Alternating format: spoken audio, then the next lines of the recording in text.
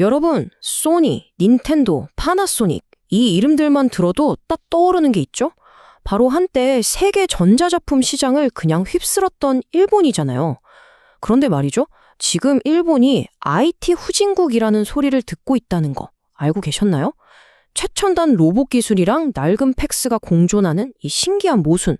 오늘 그 비밀의 열쇠를 같이 한번 찾아보겠습니다.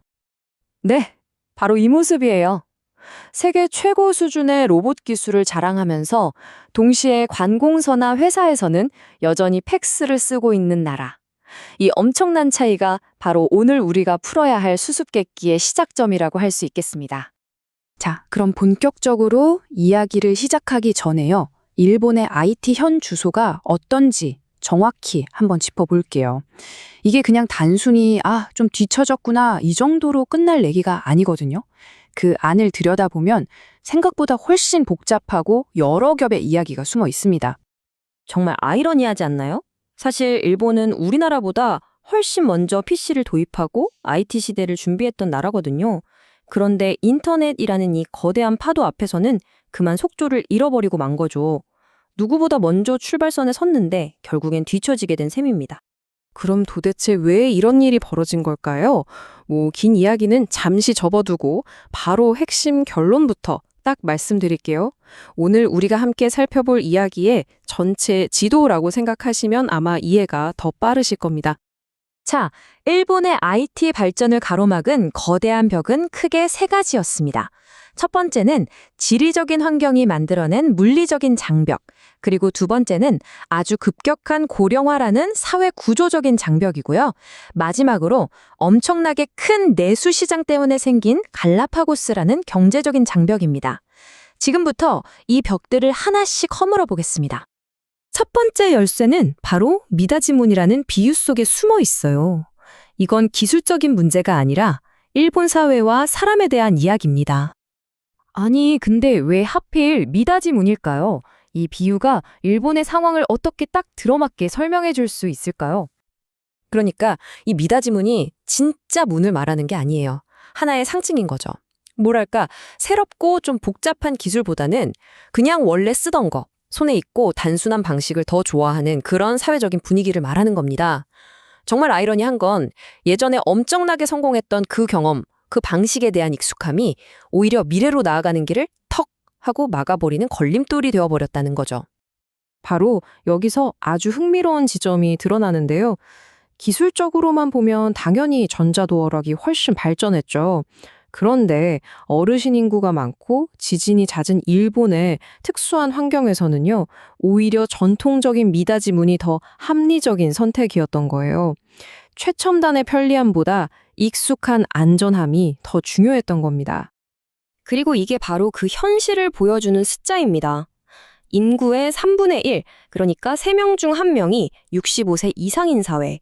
사회의 모든 시스템과 서비스가 이 거대한 인구 집단에 맞춰질 수밖에 없었던 거죠. 결국 핵심은 이거예요. 사회의 의사결정권을 쥔 세대가 새로운 기술에 익숙하지 않았다는 점. 아무리 젊은 직원이 이메일로 일 처리하고 싶어도 부장님이 이거 팩스로 보내 하면 그걸로 끝인 겁니다. 바로 이런 보이지 않는 힘이 조직 전체의 디지털 전환을 꽉 막아버린 거죠. 그렇다면 이런 미닫이문을 선호하는 현상을 더욱 단단하게 만든 구조적인 벽들은 또 뭐가 있었을까요?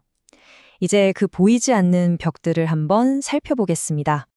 일단 일본은 자연환경 자체가 IT 인프라를 까는데 아주 큰 도전이었어요. 지진이 워낙 잦으니까 케이블 설치도 더디고 돈도 많이 들고요. 섬이 수천 개에다가 국토도 넓으니까 전국적으로 통신망을 까는 게 보통 어려운 일이 아니었던 겁니다. 그 결과는 아주 명확했습니다.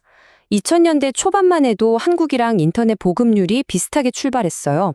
그런데 한국이 초고속 인터넷망을 쫙 깔면서 달려나가는 동안 일본은 이런 물리적인 인프라 문제에 발이 묶여버린 거죠. IT 혁명의 가장 중요한 시기에 놓쳐버린 바로 이 몇 년이 돌이킬 수 없는 격차를 만들어버렸습니다. 경제 구조의 차이는 더욱 결정적이었습니다. 우리나라는 GDP의 70% 이상을 무역에 의존하잖아요. 그러니까 살아남으려면 무조건 세계 표준 IT 기술을 받아들여야만 했어요.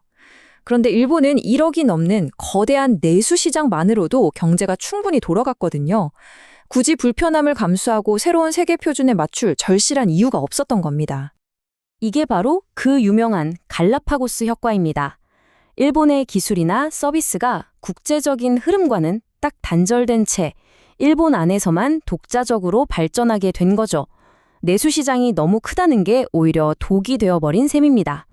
여기에 문화적인 차이도 한몫했어요. 한국에서는 PC방 문화가 막 퍼지면서 PC게임이 인터넷 보급을 이끌었잖아요. 근데 일본은 전통적으로 오프라인 중심의 콘솔 게임 문화가 훨씬 강했죠. 또 우리는 아파트가 많지만 일본은 단독주택이 많아서 집집마다 인터넷을 설치하는 과정도 상대적으로 더 복잡했고요. 하지만 이 모든 게 그냥 과거의 이야기일 뿐일까요? 아니요. 지금 일본에서는요, 아주 거대한 변화의 바람이 불고 있습니다. 정말 놀라운 변화가 일어나고 있어요. 불과 몇 년 전까지만 해도 현금의 나라라고 불렸던 일본에서 이 비연금 결제액이 사상 최고치를 기록하면서 폭발적으로 늘고 있습니다. 이건 단순히 결제 방식만 바뀐 게 아니라 사회 전체가 드디어 디지털로 움직이기 시작했다는 아주 강력한 신호입니다.